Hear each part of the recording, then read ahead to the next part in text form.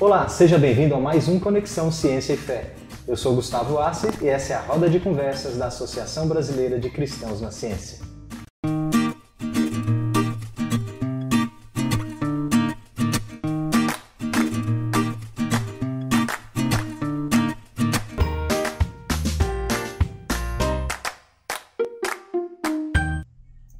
No Conexão Ciência e Fé, você participa das conversas mais instigantes entre fé cristã e ciência.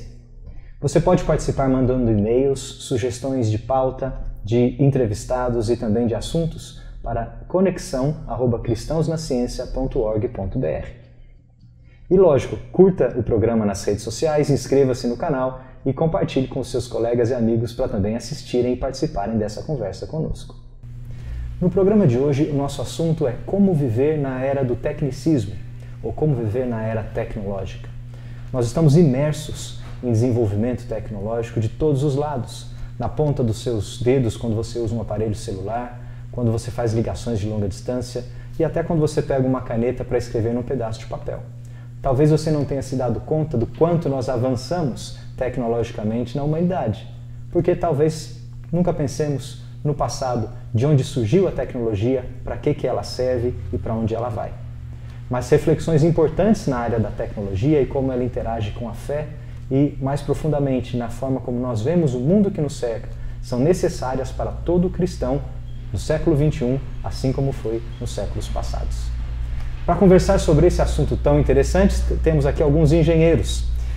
E o nosso primeiro convidado é o engenheiro Lucas Domingues, que é formado em engenharia eletrônica e de telecomunicações, com especialização em administração de empresas e mestre em modelagem matemática e computacional. Hoje o Lucas é doutorando em inovação tecnológica e biofarmacêutica pela UFMG. Lucas, é um prazer tê-lo aqui conosco, seja bem-vindo. Prazer é todo meu. E também conosco o professor Raoni Bagno, que é também engenheiro de controle e automação e mestre e doutor em engenharia de produção e hoje professor do Departamento de Engenharia de Produção da Universidade Federal de Minas Gerais. Raoni, prazer tê-lo aqui também. Seja bem-vindo.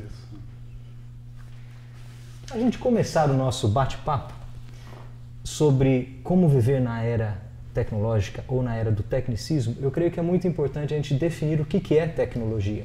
Talvez para nós engenheiros isso seja muito trivial, talvez não, porque a gente pode participar e se envolver no desenvolvimento tecnológico sem refletir de fato o que isso significa. Lucas, conta pra gente, o que você entende e como você define tecnologia? É um termo muito amplo, né? Assim, normalmente as pessoas associam tecnologia a artefatos, né? Uhum. Então, vai ser um celular, vai ser um aparelho de medição de batimento cardíaco, o que for, um artefato tecnológico. Mas o termo tecnologia, ele é muito mais abrangente que isso, né?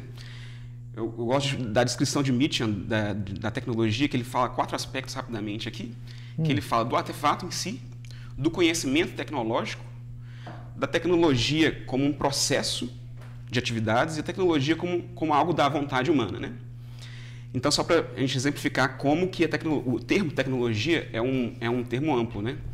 E eu, particularmente, gosto muito da definição dada por Verkerk no livro dele de Filosofia da Tecnologia, que fala tecnologia como busca de significado. A ideia é mais ou menos a seguinte: você tem, por exemplo, um mineral lá cru na natureza. Ele tem um potencial de significado ali latente, e a ação do homem de extrair aquilo ali, tratar e depois, né, usar essa busca de significado. Então, toda tecnologia, na verdade, nada mais é que uma busca de significado. Parece bem abrangente, mas, na verdade, acaba pegando a tecnologia em todos os seus conceitos, né? Por isso que eu gosto muito dessa definição do Verkerk em específico. Como uma transformação do mundo natural, exatamente, atribuindo significado para exatamente, um fim útil. E se você pensar que você está querendo ordenar o mundo para ter uma vida mais controlada e mais significativa, a tecnologia tem um papel muito grande nisso, né? Uhum. Então, a tecnologia seria, em si, busca por significado. Busca por significado. Isso é diferente, né, Raoni, do que outros animais da natureza fazem ao transformar o mundo natural, não é? É claro que a gente pode virar e falar que o João de Barro também é engenheiro, né? O João de Barro, como que ele monta o João de Barro faz tecnologia ou não? Será que ele faz tecnologia, né? Será que ele sabe fazer cálculo? Se pensar. É lógico que o assunto está quente hoje em dia, né? Porque a gente vive muito tecnologia. A maneira como a tecnologia transforma e molda, desde o nosso dia a dia individualmente até o rumo de uma sociedade inteira. ela é um pouco diferente, talvez mais intenso hoje do que foi no passado, mas de fato a tecnologia existe desde que existe homem, né? Desde que o primeiro homem das cavernas lá fez a clava para matar o bicho, aquela clava é uma transformação da natureza, né? É um ressignificado, né? Usando esse termo aí que o Lucas colocou para a gente, do que era aquela rocha, ou a madeira, ou o material que ele usou e deu a ele um propósito, né? E o que difere então, já que a gente foi num exemplo tão ancestral, né? O que difere isso daquilo que um animal pode fazer, no caso de um ninho, né? Um exemplo dessa forma? É exatamente o caráter relacional, né? O João de Barro faz a casinha dele desde que existe João de Barro. Ela não evoluiu, convive com outros animais, com outros passarinhos, né? Mesmo da mesma espécie dele. Não vai fazer que aquela casinha seja feita de uma maneira diferente daquilo que já está programado, né? Na natureza desse pássaro. Mas a tecnologia humana não, ela evolui, ela tem um caráter relacional, ela reflete um comportamento, reflete um conjunto de valores e ela vai sendo traspassada, né, numa rede de relações, de conhecimento, de aprendizado. Então esse caráter evolutivo, né, se a gente pode usar esse termo, ele é característico, né, da tecnologia enquanto empreendimento humano. Enquanto empreendimento humano, né, de fato. Então o homem sempre fez tecnologia, desde que o homem é homem. Mas por que então que nós dizemos que hoje nós vivemos numa era tecnológica? Eu acho que isso depende do papel da tecnologia na sociedade. Talvez a gente vai ter dificuldade de falar assim, quando que ela não foi muito tecnológica, né? Então talvez a gente deva impor aqui a partir de quando, né?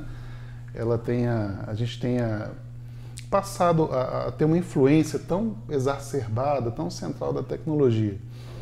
É claro que se a gente colocar a Revolução Industrial como um marco, né, na história da humanidade, né, e não um marco isolado só pela questão da indústria, toda uma rede ali de movimentos filosóficos, teológicos, né, existe todo um contexto em que isso nasce. Mas talvez a partir desse advento, a gente está falando aí de um pouco mais de 300 anos para cá, a tecnologia ela foi ocupando um espaço maior do que ocupava antes. E não que ela tenha ocupado pouco espaço, porque se a gente vê, por exemplo, as antigas guerras, eram guerras tecnológicas, né? Quem treinou melhor o cavalo, quem tem a arma melhor, mas ela de fato ela entra numa crescente exponencial a partir do advento da Revolução Industrial e mais recentemente, aí vamos colocar de 1970 para cá, as tecnologias de informação elas têm chegado numa intensidade absurda, né? Ao ponto de as pessoas se sentirem peladas hoje se sair na rua sem um celular na mão. De fato. E não tenha dúvida de que isso intensifica, isso aquece o debate. Então aí, claro, a tecnologia tendo um papel muito maior em mudar ou alterar ou redefinir aquilo que nós somos ou fazemos. Né? Redefinindo as nossas relações com outros ou com outras esferas da sociedade, a maneira como nós nos relacionamos afetivamente, por exemplo, com o aplicativo de celular, né, e moldando a forma como nós vivemos. Né? A grande questão é justamente essa, né? Assim, a tecnologia sempre existiu, mas ela tem uma importância muito grande agora na sociedade atual, né? Então acho que esse é o ponto, assim, que essa questão da evolução que o Raoni falou muito bem, né, acaba por tornar a tecnologia muito mais significativa para nós hoje, né? Eu acho que um ponto importante de salientar também, né, é a ciência moderna também que teve grande influência, né, no avanço tecnológico e eu acho que mais ou menos no período aí que o Raoni falou mesmo, mas a ciência moderna também, o advento da ciência moderna como conhecemos hoje, né, como método científico, acabou impulsionando também o desenvolvimento tecnológico e fazendo o desenvolvimento tecnológico ser mais importante. Assim. Interessante. E como é que o cristão enxerga o homem como empreendedor tecnológico? Ele enxerga que o homem deve fazer tecnologia ou ele deve se eximir de fazer tecnologia? Esse é um assunto quente, né? Ele é quente. É importante que seja quente. Eu acho que a sua pergunta ela já nasce de um incômodo de que a gente tem muitos problemas hoje, né, na esfera social, na esfera ambiental, que são causados, às vezes, por mau uso de tecnologia. Né? É claro que ninguém vai ter a menor dúvida se perguntar assim, fala uma tecnologia ruim, alguém vai falar algum artefato bélico, né, principalmente questões de destruição em massa. Hoje cedo a gente estava Estava vendo as mensagens no grupo ali de WhatsApp dos nossos debates da BC2 e o pessoal mandou um vídeo lá de um pequeno drone que é pequenininho, funciona com inteligência artificial, reconhece o inimigo pela face e ele é capaz de destruir o inimigo muito rapidamente. A gente se assusta, né? E quando a gente começa a perceber essas realidades e essas possibilidades, a gente faz essa reflexão. E aí, é para fazer tecnologia? Tecnologia é boa? Mas se a gente voltar, né, na história, e se a gente sair desse plano, esse nível de análise de uma tecnologia individual, a tecnologia está implícita no próprio mandato cultural do homem. Né? A gente não vai voltar no Gênesis e vai ver escrito lá, né? Deus criou uma floresta, soltou Adão e Eva lá, né? Deus preparou um jardim. Um jardim é cuidado, né? A tarefa, né, daquele casal era cuidar, era manter algo que é preparado, é transformado. De fato, empreender algo no jardim. Ele empreende algo ali. Dando-lhe significado. Ele dá um significado para aquilo ali. E é um lugar de adoração, é um lugar de contato com Deus. Então, a tecnologia ela pode nos aproximar ou pode nos afastar de Deus, mas o empreendimento tecnológico em si, né, o fato de se fazer tecnologia, ela é uma coisa que faz parte da nossa própria natureza humana. A gente vê que a gente começou a conversa dizendo, desde que existe homem, existe tecnologia. Não é um caráter pecaminoso do homem o fato de se fazer tecnologia. Isso, tecnologia não vem como consequência da queda. Não é uma consequência de queda, de forma alguma. Agora, é claro que a gente percebe que, sem precisar de entrar em teologia da queda, que eu não sou competente para isso, mas é extremamente importante a gente perceber que existe hoje uma certa dificuldade de prever as consequências últimas de determinados artefatos, empreendimentos e ações no campo do desenvolvimento tecnológico. E por mais que isso possa nos assombrar, não é uma vida isenta de tecnologia, não é a anulação da tecnologia da vida do homem, então vamos todos viver como se a completa ausência de tecnologia fosse possível, né? Não será possível. E ainda que exista um esforço nessa direção, isso não remete necessariamente a uma vida mais santa, mais pura, mais digna, mais próxima de Deus. O problema está mais no homem do que na tecnologia em si. O problema está mais no homem, no empreendedor, do que no objeto ou no desenvolvimento em si. Exatamente. E se existe uma moralidade na tecnologia, está ligado justamente na intenção do homem, né? E é engraçado a gente pensar que a Bíblia tem a ver com tecnologia, né? Acho que as pessoas não pensam muito nisso, né? Mas é muito interessante porque eu vejo, se você pegar essa definição de tecnologia como busca de significado e ver essa questão do mandato cultural, percebe que Deus ordenando o mundo, coloca o homem ali no jardim para ele continuar esse trabalho de ordenação que ele fez, né? Então é quase assim, não vou exagerar, mas é quase assim, faça tecnologia, sabe? Exato. Busca o significado, desdobre as potencialidades da criação. Então isso é mesmo, faça tecnologia, como isso faz parte, inclusive, da essência do homem, né? Muitos filósofos eles falam justamente isso, né? Que a tecnologia é parte da vontade, do intento do homem, está ali. E a gente vê descrito na Bíblia justamente isso, né? Quando Deus ordena o mundo em Gênesis, coloca o homem no centro do jardim e fala, continua essa ordenação, né? Continue o trabalho.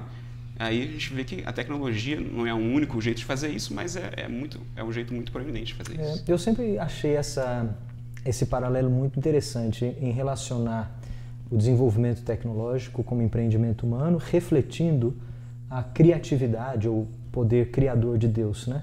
É como se fossem escalas distintas e restrições distintas, né? Num grande condição de contorno distinta, mas Deus criando todas as coisas, transformando e ordenando todas as coisas, e agora dando ao homem a condição e o mandato para que ele também crie e ordene, dando significado a outras coisas debaixo, né, da estrutura criada por Deus. Então, de certo modo, eu gosto de brincar cá entre nós engenheiros, né, que os engenheiros são aqueles que mais se aproximam da imagem de Deus, criando outras coisas, né, no mundo. Não tem ninguém para brigar com a gente nessa roda agora. Hoje só entre nós três aqui a gente pode parar por aqui, né? Eu sempre falo que Deus deve ser engenheiro com coração de artista, né? Porque ele tem essa questão da ordenação, mas tem a questão da beleza muito forte também, né? Por isso que entre cientistas e engenheiros ficamos com os engenheiros, né? Que criam coisas novas. Mas vamos pensar numa coisa aqui. Se a gente faz tecnologia desde sempre, ora a tecnologia pode ser bem feita, de modo que agrada a Deus, ora ela pode ser mal feita, de modo que não agrada a Deus. E o julgamento então está no empreendedor ou no ser humano e não no objeto ou no desenvolvimento tecnológico em si. Se nós fazemos boa tecnologia sempre, cada vez melhor, para onde isso nos leva? É possível que a boa tecnologia e o seu resultado consigam redimir ou salvar o homem dos seus males ou das suas mazelas e um dia levar a humanidade para um estado de perfeição graças somente ao desenvolvimento tecnológico? O que vocês acham disso? A gente comentou que a tecnologia, então, ela se cria, ela dá esse significado num contexto de relações. Uhum. Quem que se relaciona com a tecnologia? Quem desenvolve? Sem dúvida. Quem usa? Também. Quem legisla sobre a tecnologia? Então, existe uma série de aspectos que são mediadores, né, dessas relações. Há vários agentes. A gente ocupa vários desses papéis aí ao longo da nossa vida, do nosso dia a dia. Então, não é só uma questão de criação para o bem ou criação para o mal. Né? O cartão de crédito é uma coisa boa. Eu não preciso de andar com dinheiro hoje na rua, mas pode controlar a vida das pessoas. Né? Uhum. E aí, chegando à sua questão central... Peraí, o que você quer dizer é que falta um contexto. Ela tem que ter um contexto. Tem que ser colocada num contexto. E num contexto de relações. Então não tem um culpado de fez uma tecnologia ruim, né? A gente vai atrás... o explosivo ele é um artefato bélico, ele faz túnel, ele ajuda na mineração. Então, uma coisa que é importante é a gente entender o contexto das relações e entender qual que é o aspecto da centralidade. Isso não é exclusividade da tecnologia. Tem coisas que são boas, mas que se viram centro das nossas vidas, né? Passa a ser a fonte da nossa esperança, das nossas relações, dos nossos valores, elas passam a ser ruins. E talvez seja essa beirada de precipício aí que a gente está vivendo com mais intensidade hoje, sabe? Hoje em dia, quando a gente vê o papel da tecnologia, a gente está tão imerso na tecnologia, o nosso próprio contexto ele é tecnológico. Né? Não precisa de falar só de informática ou de celular. A gente sai daqui e a gente vai pegar um ônibus, vai pegar um carro, a gente precisa de um sistema de telecomunicações, a gente está dentro de um sistema financeiro que é baseado em tecnologia. Uhum. Então, como a gente está à beirada do precipício, é um pouco essa, assim. A tecnologia está tão presente que a gente pode se confundir com ela, ou confundir os nossos propósitos, confundir o papel dela com o papel que a gente acha que ela deveria ter nesse contexto de hoje. Eu acho que esse é o ponto. Não é ser bom ou ser ruim, mas se está no lugar certo. E se estiver no lugar errado, ela pode ser boa e ter uma influência ruim, nos levar para o mal, nos levar numa direção incorreta. Entendi. E o que nós depositamos nela, né? Que tipo de valor ou de bem que nós depositamos sobre a tecnologia. Você mencionou depositar as nossas esperanças na tecnologia.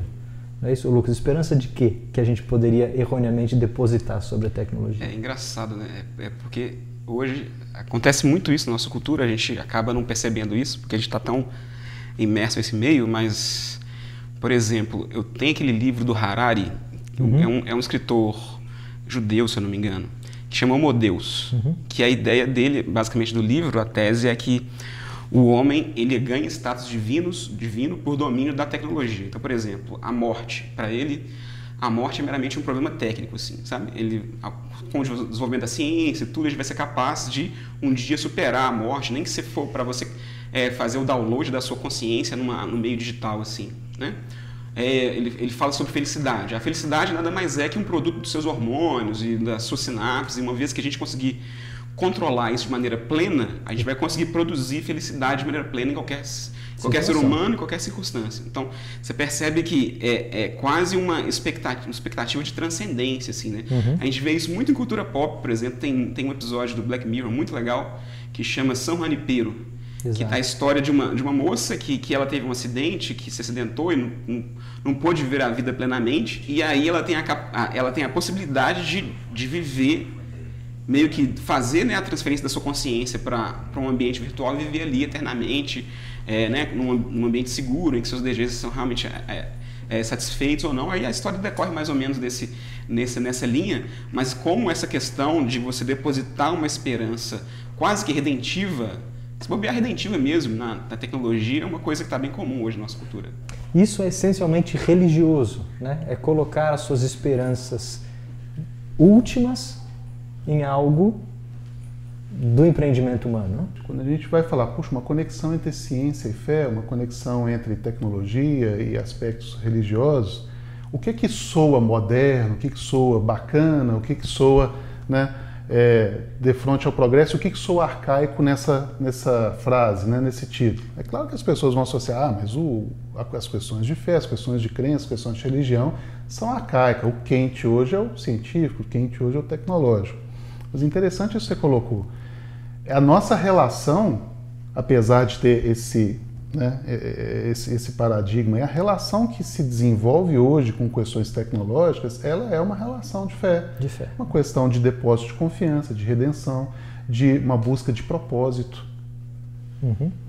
Então, no fim das contas, talvez a gente tenha substituído hoje, enquanto sociedade, uma religião que tem aquele caráter mais ritualístico, que tem aquela questão localizada num templo, em determinados comportamentos, por outra.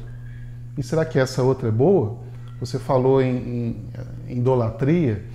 O que é idolatria no contexto cristão? É uma adoração àquilo que é criado e não ao Criador. A tecnologia é uma criação do homem, ela é um empreendimento humano. Eu depositar hoje minha esperança numa esperança de eternidade, num artefato desse, como o Lucas coloca, a série é interessante porque ela não coloca coisas assim futurísticas que nunca vai acontecer. Ela pega possibilidades atuais e remonta aquilo ali em situações que são intrigantes, que são desafiadoras para a gente refletir. Então os exemplos são legais. E às vezes é isso, eu direcionar minha esperança nessa possibilidade, ou numa doença que eu carrego hoje, que eventualmente é uma questão genética, mas a tecnologia vai resolver isso. Será que é muito diferente do aspecto religioso em termos da minha relação e para onde eu estou direcionando a minha credibilidade? Uhum. Talvez não. Então, vamos colocar um pouco os nomes e alguns termos interessantes, né? Porque nós usamos esse termo tecnicismo até na abertura da nossa conversa. Então, o tecnicismo, se vocês concordam, poderia ser definido como o ser humano colocando as suas esperanças últimas de redenção, ou de, vamos chamar como redenção, de eliminação das mazelas, ou dos maus, ou dos defeitos que a humanidade reconhece em si mesma. Então seria o homem colocando as suas esperanças últimas de redenção no desenvolvimento tecnológico que é fruto do seu próprio empreendimento. Seria a tecnologia tomando um aspecto religioso de poder salvar a humanidade de si mesma e então levar a humanidade eternamente num estado de perfeição. Isso seria tecnicismo?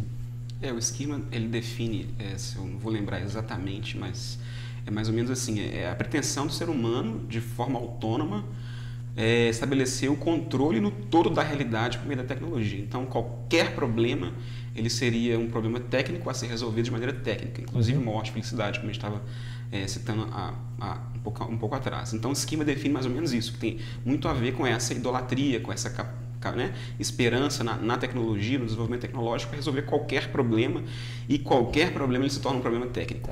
É a afirmação, dá-me tempo e recurso que eu dou conta de resolver todos os problemas. Tem um outro filósofo, o Simondon, que nem cristão mas ele também define tecnicismo, ele é bem claro assim, é a idolatria da tecnologia. Tá. Ele fala assim, tecnicismo é a idolatria da tecnologia, e para ele a gente precisava estudar o que é de fato o artefato tecnológico, qual é a sua natureza para desvencilhar dessa idolatria, né? Mas a questão é que ele também define. É uma tentação, né? Ele define a tecnicismo como idolatria da tecnologia. Agora vem cá, o mundo...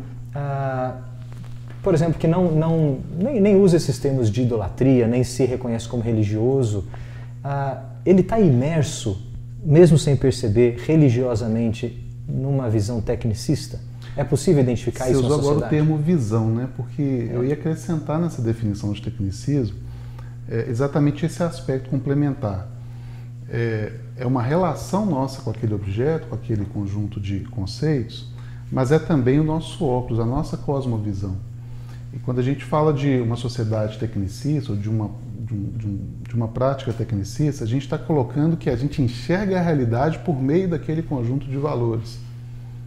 E eu acho que isso é algo, pelo menos, digno de uma boa reflexão por cristãos ou não cristãos, porque o tecnicismo implica isso. Eu enxergar uma realidade a partir de um conjunto de valores que me habilita a fazer julgamentos, inclusive esses julgamentos de certo e errado, de bom ou ruim, de desejável ou não desejável, de justo ou de injusto. Então, ele não só é uma relação errada, mas uma relação errada moldada por um conjunto de valores ou de pressupostos de verdade que a gente já parte deles. E quando a gente já parte dessas coisas, a gente já fica mais refratário a qualquer tipo de reflexão, que são os nossos pontos de partida. Eu acho que isso está no centro daquilo que a gente chama de tecnicismo. Ele vai começando a estabelecer os nossos pontos de partida. E aí os argumentos contrários ou o debate ele perde sentido. Entendi. Agora, como é que o cristão se posiciona diante disso? Eu creio que deve ter ficado claro que é incompatível um cristão se associar ao tecnicismo, né? Ou se definir como um tecnicista.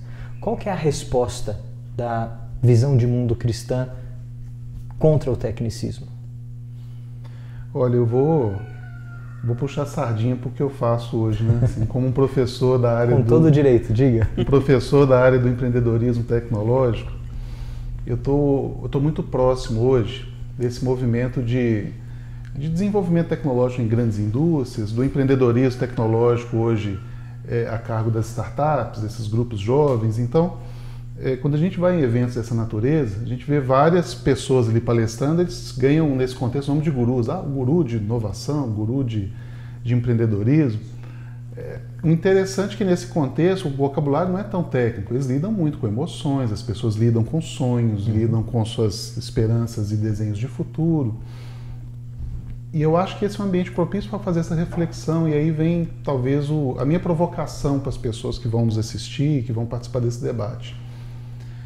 E vou começar pelo final. Eu falei que o tecnicismo nos coloca um conjunto de valores. E aí eu exemplifico. Se a gente chega num evento desse hoje e diz que nós temos que ser mais conectados, nós temos que ser mais dinâmicos, nós temos que ser mais inovadores, ninguém vai levantar de uma plateia e dizer, mas por quê? Por que razão? Que sentido isso faz? Porque a gente já absorveu. A gente nasceu para ser inovador, e ser inovador é uma coisa boa. Esse é o meu propósito? Essa é a minha esperança? Isso que dá sentido para a minha vida? Ainda que seja bom? Então, o meu conselho e talvez minha recomendação, mais minha provocação para as pessoas debaterem e me ajudarem nessa caminhada, porque a gente também tem as respostas, é que a gente reflita quais são os valores que estão sendo impostos para nós. E tudo aquilo que é bom, que foi colocado nas nossas mãos para construir, para honrar a Deus, para construir uma vida digna, saudável, como que nós estamos usando isso e de que maneiras, eventualmente, nós estamos tomando isso para caminhar em direções contrárias. Isso não é para amanhã, isso não é vocabulário de gente técnica, não é coisa só de engenheiro. Isso está no nosso meio, isso está na nossa realidade, isso está batendo no coração das pessoas. E eu queria que esse debate tivesse mais gente, cada vez mais pessoas refletindo nessa direção, para a gente saber onde rumar e como servir a Deus dessa forma. Interessante. Você, Lucas, qual a posição que você acha que o cristão deve ter? Como que ele responde à ameaça do tecnicismo? Falando especificamente do cristianismo, né, a gente tem que lembrar de sempre colocar, porque existe sempre, né, como a gente está imerso nessa cultura, a gente sempre tem essa tendência ao tecnicismo mesmo, assim, eu acho, mesmo os cristãos, né? E aí a gente tem que sempre lembrar de colocar a nossa expectativa redentiva em Cristo, na sua obra, na cruz, né? Mas o cristão também está numa posição, às vezes, privilegiada para poder enxergar esses movimentos da sociedade e poder, falar, olha, gente, a tecnologia, ela é muito boa, é um empreendimento bom, mas não é isso tudo que vocês estão pensando e tal, e às vezes aplicar algum princípio para tentar até, de maneira mais tranquila, regular esse desenvolvimento tecnológico, né? Então, um princípio cristão muito legal, o princípio da mordomia, né? Que o mundo foi criado por Deus, ele nos colocou, assim, para desenvolvê-lo, mas ele não é nosso, né? Na verdade, a gente é mordomo de algo que não é nosso. E aí, tendo isso em mente, o desenvolvimento tecnológico tem que ter sempre uma direção de um benefício, uma direção de algo bom para a sociedade, não simplesmente algo para um ganho monetário ou para alguma coisa, mas assim, esse princípio, principalmente da mordomia, de a gente estar aqui num mundo que não é nosso, mas que a gente está gerindo ele, eu acho que é um bom princípio para aplicar para o desenvolvimento tecnológico, assim, para evitar, né, os abusos aí do tecnicismo. Interessante. Eu acho que uma nota quase que teológica que eu gosto de relacionar, é mostrar como o tecnicismo, ou a esperança de resolver todos os nossos problemas através da tecnologia, toca o orgulho do homem. Porque a raiz de todos os nossos pecados é o orgulho. E o homem adoraria ou sonharia resolver os seus problemas por conta própria. E como a tecnologia, o desenvolvimento tecnológico é aquilo que o homem faz naturalmente para transformar o mundo onde ele vive, tem um grande poder aí, um grande atrator para colocar as minhas fichas ali, olhar para mim mesmo e orgulhosamente querer solucionar todos os meus problemas. Enquanto que a resposta do Evangelho é na outra direção. Eu não tenho condições de resolver todos os meus problemas. Por melhor que seja a minha tecnologia, eu sempre serei um homem pecador, ainda desenvolvendo tecnologia de forma que desagrada a Deus, às vezes. Então, colocar as nossas fichas na tecnologia é alimentar o nosso orgulho, em última instância. É alimentar aquilo, como a gente começou a nossa conversa, aquilo que nos assemelha de Deus na criatividade, é agora puxar a criatividade para falar, me dá isso aqui que eu dou conta, eu resolvo. Eu orgulhosamente dou conta do recado. Isso para o cristão vai de encontro com a mensagem do Evangelho, que é uma mensagem de humildade, onde nós colocamos as nossas esperanças últimas na redenção de todas as coisas em Cristo, inclusive a redenção do desenvolvimento tecnológico, né, e daquilo que nós fazemos. O resultado é a frustração. Né? A Só gente repete a história, né, do Velho Testamento o tempo Exato, todo. A busca pela autonomia. Né? Se a gente for buscar lá, né, nessa primeira narrativa, a serpente faz o convite, vocês vão ser como Deus. Em que aspecto? No caráter? Nos valores? No amor? No conhecimento. Não, no conhecimento, naquilo que ele pode fazer e transformar. E a gente busca continuamente aspectos que não são os aspectos que ele quer nos dar pela graça, aquilo que ele quer nos transformar e nos conceder. E se a gente fala que a tecnologia foi uma maneira do homem se libertar da natureza, das suas limitações naturais, de doenças, do desconforto, da vulnerabilidade aos animais. E agora quem vai nos libertar da tecnologia? Se a gente também está aprisionado nessa falsa esperança. Muito bom. Para a gente resumir e caminhar para o final da nossa conversa, se nós pensarmos então que nós sempre vivemos na era tecnológica, porque nós sempre fizemos tecnologia, nós que eu digo humanidade. Mais recentemente, nós vivemos dentro de uma era onde a tecnologia tem alterado ou modificado muito a forma como nós vivemos e até beirado modificar aquilo que nós somos, certo? Daí nós escorregamos, nós como humanidade, para uma era do tecnicismo, onde passamos a idolatrar ou apostar as nossas fichas todas no desenvolvimento tecnológico como ferramenta para salvar a humanidade dos seus maus, das suas mazelas. A resposta cristã para isso é contrária. Não ponha suas fichas aí, você não tem condições de resolver todos os seus problemas, mas coloque as suas fichas, se é que podemos dizer assim, as suas esperanças últimas em Cristo, que vai redimir todas as coisas. Porém, não deixe de fazer boa tecnologia, porque isso é o que você deve fazer mesmo no mundo para melhorá-lo e para redimir o reino até que Cristo venha. Eu creio que essa é o sumo da nossa conversa aqui hoje. Concorda? Dele, por ele, para ele. São Amém. Todas as coisas. Amém. Para a gente terminar, eu vou pedir que vocês mandem aí uma mensagem, um conselho, um recado para os nossos seguidores. Lucas, eu queria que você falasse especialmente um conselho para jovens profissionais da área de tecnologia. Talvez os nossos colegas engenheiros que estão saindo da universidade ou que ainda estão passando por esse processo de treinamento e entrando no mercado de trabalho, que vão ser não somente consumidores de tecnologia, mas empreendedores aí no campo tecnológico. Olha lá para a câmera e manda o recado. Um aspecto, uma coisa muito importante que normalmente é negligenciada pelos engenheiros, e eu acho que até nos cursos de engenharia isso poderia ser melhor abordado, é que a tecnologia, como qualquer coisa na realidade, ela existe em diferentes aspectos, né? Então você tem os aspectos técnicos relacionados a eles, mas você tem os aspectos morais, sociais, você tem aspectos estéticos, jurídicos e tal, que a gente precisa ter essa visão mais holística do que é a tecnologia. E você, como profissional recém-formado, que está entrando no mercado agora, tem que entender que as suas decisões técnicas têm implicações morais, têm implicações sociais. e que você precisa levar isso em consideração. Então, é muito comum nas empresas a grande ênfase, né, na efetividade, na eficiência, de você fazer o melhor produto com o menor número de recursos. Isso é uma coisa boa, mas esse lado moral e social ele normalmente é negligenciado, né? E que você, como engenheiro, na sua prática de dia a dia, lembre-se que cada decisão técnica sua tem um aspecto moral, social importante ali e que deve ser levado em consideração desde o projeto até a aplicação, testes e tudo envolvendo a tecnologia. Esse é o meu conselho para você, jovem engenheiro. Obrigado, Lucas.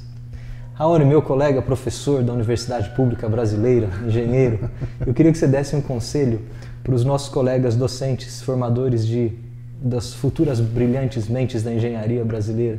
O que você manda para nós? Eu acho que eu tenho mais um convite do que um conselho.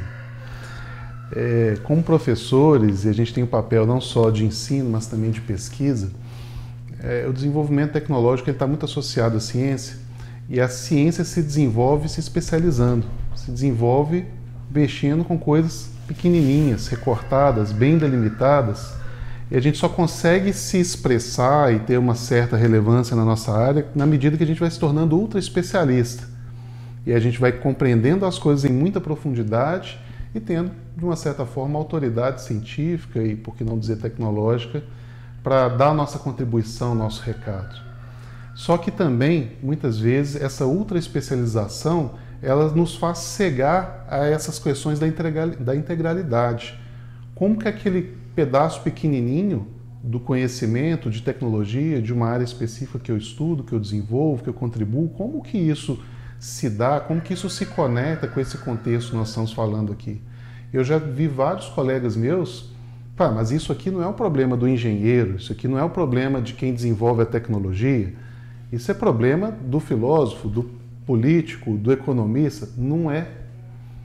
Esse é um problema nosso. Isso é uma trajetória, isso é uma história que a gente está escrevendo. A gente precisa ser, sim, muito especialista para dar contribuições relevantes nas nossas áreas, para poder aprender a dar esses saltos. Mas não deixe de voltar à integralidade da nossa realidade. A ciência modela a realidade em coisas pequenas para que a gente possa estudar. Mas é nosso dever como ser humano retornar à integralidade, a gente observar e contemplar a realidade. E o meu convite é que você também contemple a realidade como uma criação de Deus, no nosso papel de cuidar dela, no nosso papel de mantê-la e de fazer com que os propósitos dele estejam acima dos nossos nessa caminhada. Obrigado pelos seus conselhos. Lucas, obrigado pelos seus conselhos. E agradeço vocês dois pela conversa que tivemos hoje nesse campo da tecnologia e esperamos ter outras em breve no futuro. Muito obrigado. Sem dúvida. Eu que agradeço. E você que nos segue e se interessa pela área de tecnologia, tem muito material para ler, acompanhar e se instruir. Eu quero te apresentar 2 livros publicados com o selo da ABC2. O primeiro é Fé, Esperança e Tecnologia, de Egbert Schirmer, que foi citado aqui pelo Lucas na nossa conversa. É um livro muito interessante que vai tratar sobre fé, esperança e tecnologia. O segundo livro chama-se Filosofia da Tecnologia. Também um dos autores foi Verkerk, citado aqui também pelo Lucas. E é um excelente livro-texto para você se introduzir no tema de filosofia da tecnologia. Recomendo fortemente que todos os engenheiros, empreendedores da área de tecnologia leiam estes livros e façam dele livros de trabalho e de estudo nas suas universidades. Você continue nos acompanhando no Conexão Ciência e Fé. Nos vemos no próximo mês com mais um tema interessante. Mande suas sugestões e comentários e não se esqueça de compartilhar e curtir o nosso canal. Um grande abraço e até a próxima.